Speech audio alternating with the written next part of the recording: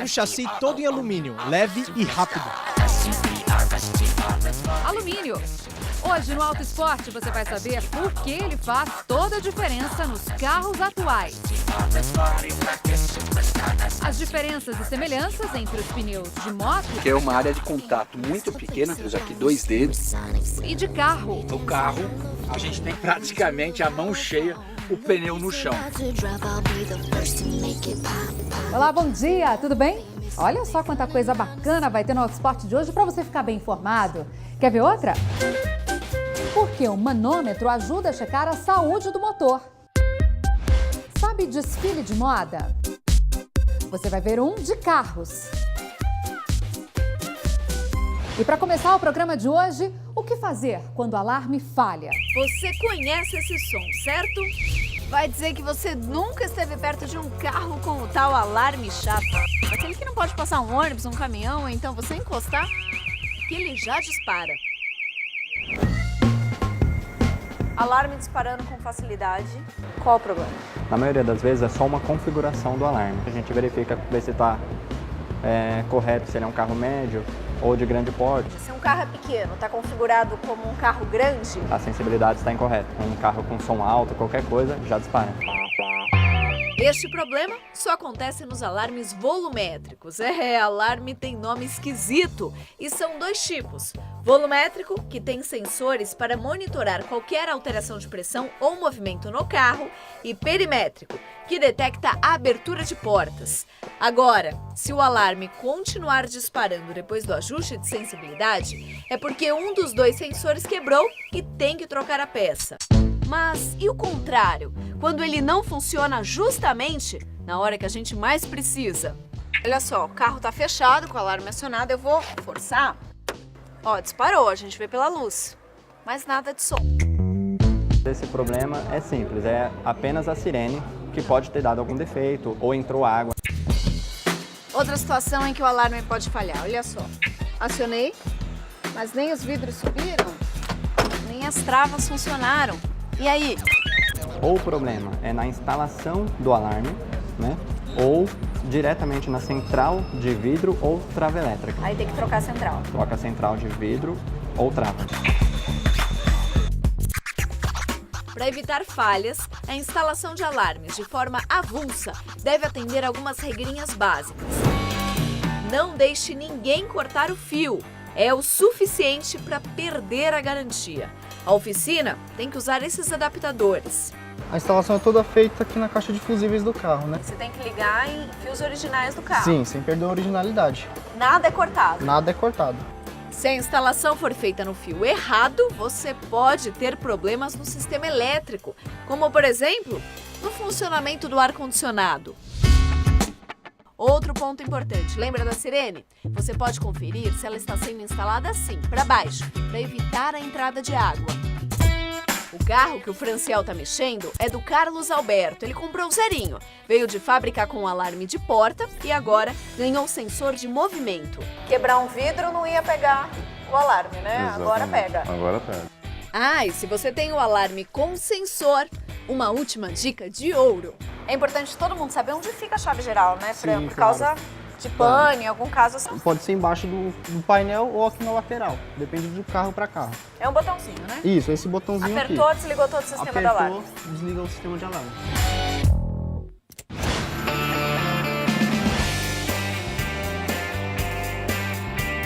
Reunir modelos clássicos é uma tradição em vários lugares do mundo.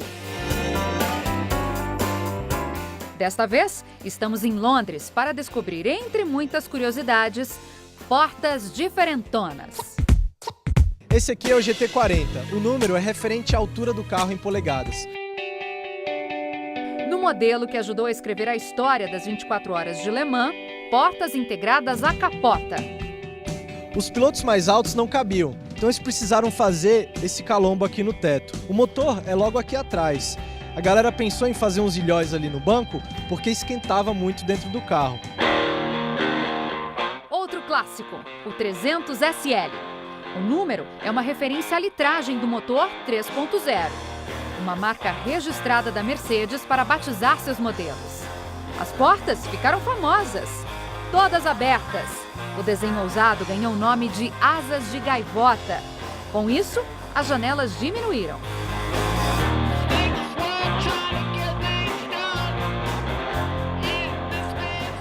Eu achava que limousine era só um carro comprido, mas o que define o modelo é o corte reto na porta traseira.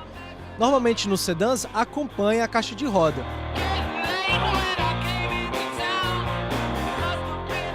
Bem mais conservador e dobrando o número anterior, vemos o 600 Pullman. Motor 6.0 e um sobrenome que faz referência aos vagões de primeira classe dos trens antigos.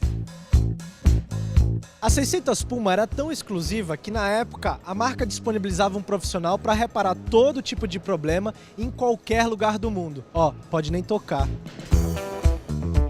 Tudo bem, ninguém põe a mão. Mas daqui a pouco, vamos dar aquela esticadinha e chegar ainda mais perto deles. O Auto Esporte volta rapidinho e tem um monte de curiosidades sobre pneus de motos e de carros. Porque o manômetro ajuda a checar a saúde do motor. E um raio-x sobre o alumínio do carro. É já já, no Auto Esporte.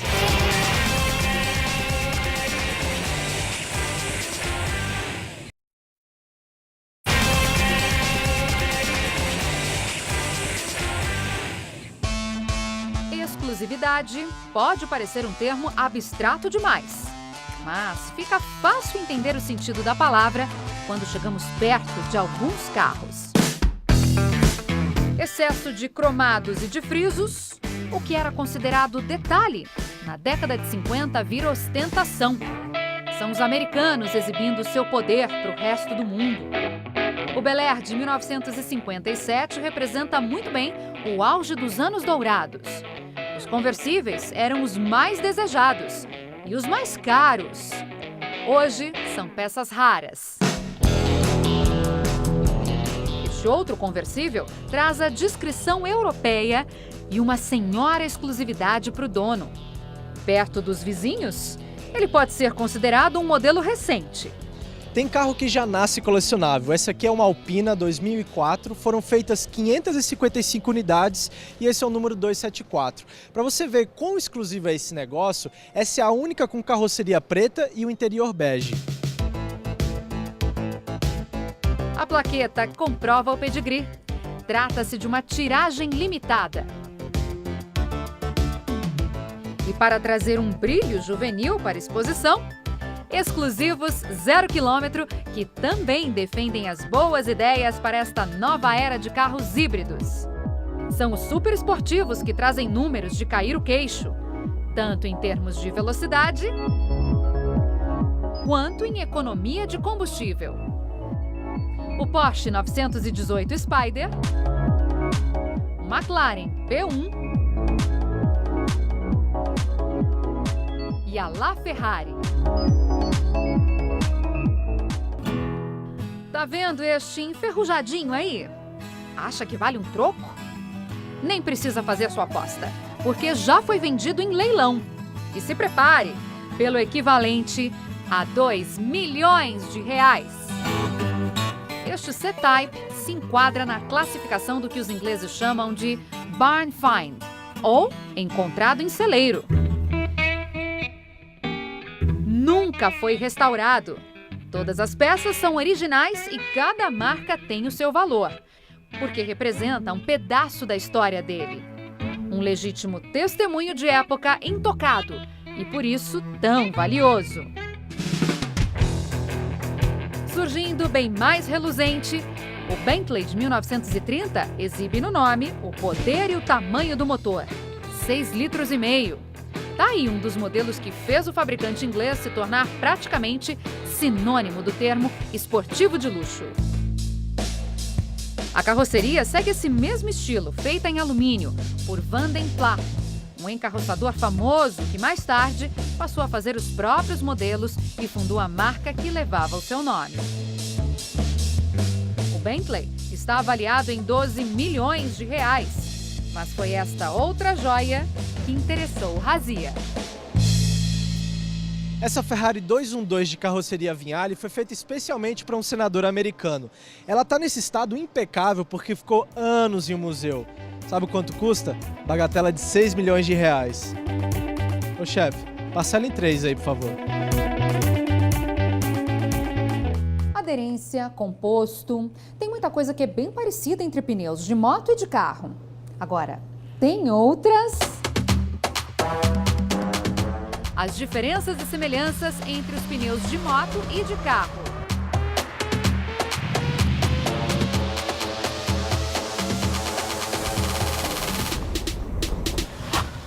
No carro, a gente está com a banda de rodagem inteira no chão.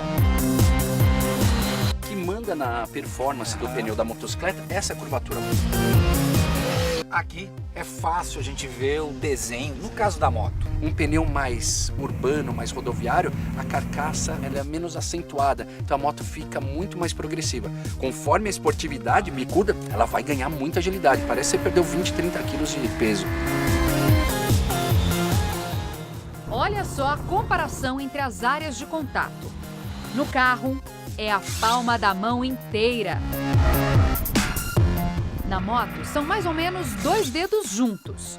E ainda tem a diferença entre os pneus dianteiro e traseiro. O dianteiro, ele é mais fino para me dar mais agilidade e o traseiro mais largo para conseguir que a moto acelere sem escorregar, me dando mais segurança. Ó, entrada de curva, frenagem. Praticamente a responsabilidade toda nessa parte é do pneu dianteiro. Meio da curva, distribuir entre as duas rodas. Agora aceleração, responsabilidade é toda do pneu traseiro. Uma curiosidade que eu tenho, no caso do pneu do carro de passeio, ele tem sempre temperatura na banda de rodagem. Agora, como vocês só tem, por exemplo, em linha reta, esse ponto específico, na hora que você deita a moto e vem pra cá, não tá frio? Por isso que o projeto do pneu da motocicleta a gente fala em duplo composto. Ele trabalha com 2 compostos. Em linha reta, ele vai me oferecer durabilidade, que é o maior tempo que eu fico com a motocicleta. E quanto maior a inclinação, mais um material mole entra em contato com o asfalto, garantindo maior aderência.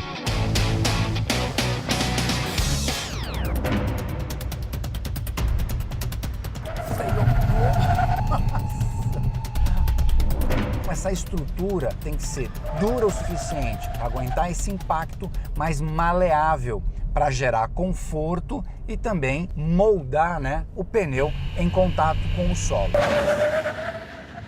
Os pneus esportivos da Michelin, eles têm duplo composto de borracha na banda de rodagem. Também. Normalmente numa direção mais esportiva ou numa estrada mais sinuosa, o ombro do pneu é muito exigido. A parte do meio, a parte interna da banda de rodagem, tem um composto que tem uma concentração maior de sílica, para ter uma performance melhor em piso molhado e para diminuir a resistência ao rolamento, que faz economia de combustível. O moto acho que ele é muito mais composto e pouco desenho, e aqui você já consegue equilibrar um pouco, porque o grip mecânico contribui na frenagem, na curva, na aderência como um todo. Veja agora algumas semelhanças entre os pneus de moto e de carro. Uma delas é o uso da aramida. Existe uma fibra de aramida que diminui a ação da força centrífuga. Ou seja, o pneu deixa de fazer esse movimento quando está em alta velocidade. Exatamente. E com isso ele fica mais plano, com um contato maior do pneu no chão. A fibra de aramida é a mesma que o pessoal usa em colete à prova de bala. Exatamente. Ou seja, tem uma resistência muito forte. No nosso caso, já utiliza nos pneus esportivos há um tempo para melhorar, né, a direção da moto, fica muito mais leve o pneu e no efeito giroscópico, isso vai fazer com que a moto fique mais ágil, mas eu não sabia disso da deformação. Tem também? Tem também, porque a alta velocidade, né, o pneu é muito flexível, ele vai deformando com a força do pneu girando a alta velocidade. É como você pegar um balde d'água, você gira, né, a água fica ali no fundo, então o efeito aqui é o mesmo, principalmente se a gente pensar que o pneu ele é um elemento da suspensão. E um aspecto curioso é como funcionam os sulcos para cada tipo de pneu, principalmente no piso molhado. Aqui é fácil a gente ver o desenho, imaginar o que ele não faz no molhado. É um pneu de rua. Tá. Você pode ver o quanto que você tem de sucos de drenagem e até maiores do que em outros pneus. Eles levaram em consideração 35, 40 graus de inclinação, é o máximo que um piloto profissional consegue inclinar na chuva. Tá. Então, porque a partir desse ponto você desperdiça a área de contato. Ah, por isso que essa massa aqui não tem praticamente o desenho invadindo aqui. Nada, vira um pneu slick. Melhora muito na parte esportiva no piso seco. Mas na parte do piso molhado você tem uma concentração maior, com sucos de drenagem maior, uma eficiência muito melhor na chuva. Aqui no carro, o que a gente nota? Como a área de contato é muito grande, você tem que ter, né? Por exemplo, aqui o que corta a água no sentido longitudinal e tudo aquilo que faz com que a água escorra pela lateral. Sim. Então eu tenho que tirar ali, fazer essa água drenar e usar inclusive a água como sentido direcional, que é o que eles chamam de hélice do pneu, né? Bom, o legal é explorar todas essas tecnologias para ver o limite, né? Tanto dos motoristas como dos pilotos. E nunca esquecer que aqui está a sua segurança e principalmente a sua diversão. Investir num pneu nunca é demais.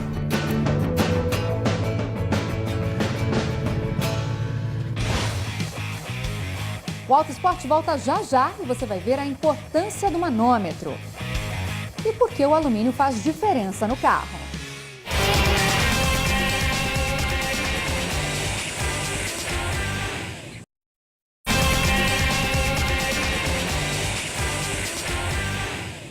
Todo santo dia, antes de sair de casa, o Moisés faz a mesma coisa.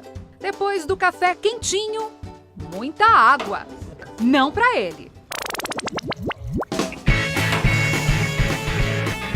Todo dia eu tenho que completar a água dele. Fora isso, eu tenho que andar com um galão de 5 litros dentro do carro. Às vezes, no meio do trajeto, eu paro e vou verificar e tenho que reabastecer de novo com água. O pior é que até agora não se via nenhum vazamento. Vamos ver por que tá baixando essa água, né? Olhando aqui nas mangueiras aqui, tá normal. Mas quando abre a tampa do bocal de óleo, até o Moisés se assusta. O que é isso aí, branco? Esse branco aqui é óleo misturando com água. Você deve ter algum problema aqui, com certeza, de junta de cabeçote. Ou queimada, ou corroída. Porque não pode estar misturando essa água no óleo. A água e o óleo deveriam percorrer caminhos diferentes. Se romper a junta que fica do lado de cima do motor, a água vai para dentro dos cilindros. E para saber onde está o defeito, o Flávio usa um manômetro, que mede a pressão do sistema de arrefecimento.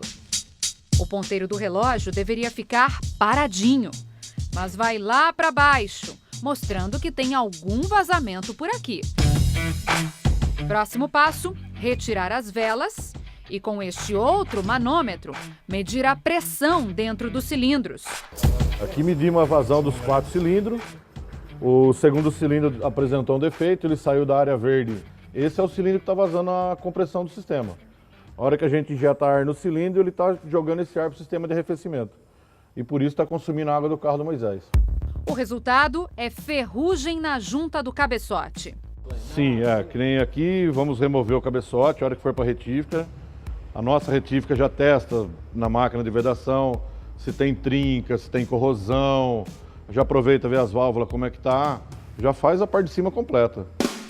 Cabeçote revisado, junta nova. O Flávio remonta todo o motor. Uma bela mão de obra que custa caro pelo trabalhão que dá. A junta é a parte mais barata dessa história.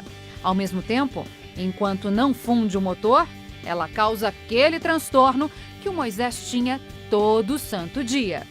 E que mesmo assim, não tirou o bom humor dele. Os antigos falavam assim, é problema de junta. Não, mas junta como? Eu falei, junta tudo e joga fora. Meu pai falava muito isso aí.